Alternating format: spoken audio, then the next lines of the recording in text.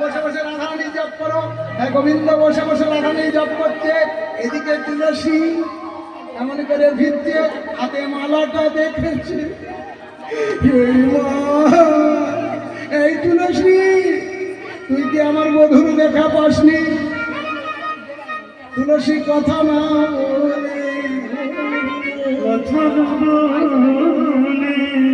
গোবিন্দের প্রসাদী মালা লয়ে রাধারানীর গলায় যেই পরিয়ে দিল,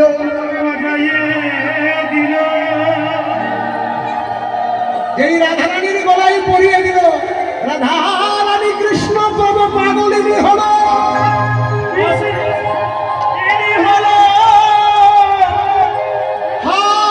গোবিন্দ দেখা দাও বলে, দেখা দাও বলে ললিতা, বিশাখা, চম্পকলতা, ইন্দুরেখা, তিঙ্গবিদ্যা, রঙ্গদেবী, সুদেবী, চিত্রা সকলকে বলতে হবে, আমি কি করি আমার পুরাণ বধুর সাথে মিলব বল। বলে দেখ, সংসারে থাকতে একটু ছলনা করতে হয়। আপনার জানেন আমাদের কলকাতা সাইডে কিন্তু ছলনায় ভর্তি।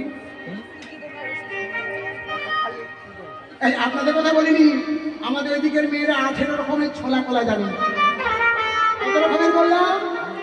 18 রকমের।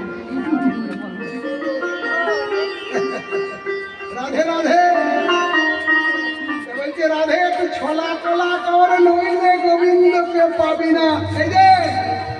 এই যে প্রভুদেরকে দেখছে, এই যে এখানে যারা বসে আছেন তাদেরকে একটা কথা বলি, রাত্রে তো যা বলার বলবো রাসের সময়, এখন একটা কথা বলি, যে সমস্ত ছেলেরা এখানে বসে আছেন, আমার একটা কথা আছে, আপনারা পুরুষ না মহিলা?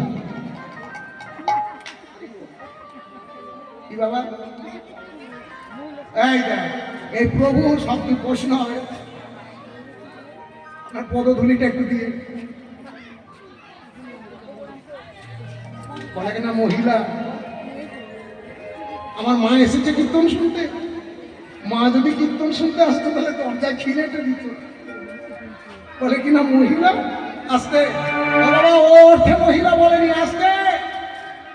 আচ্ছা বলুন তো, মীরাবাই কি বলেছিল? গোবিন্দ গিরি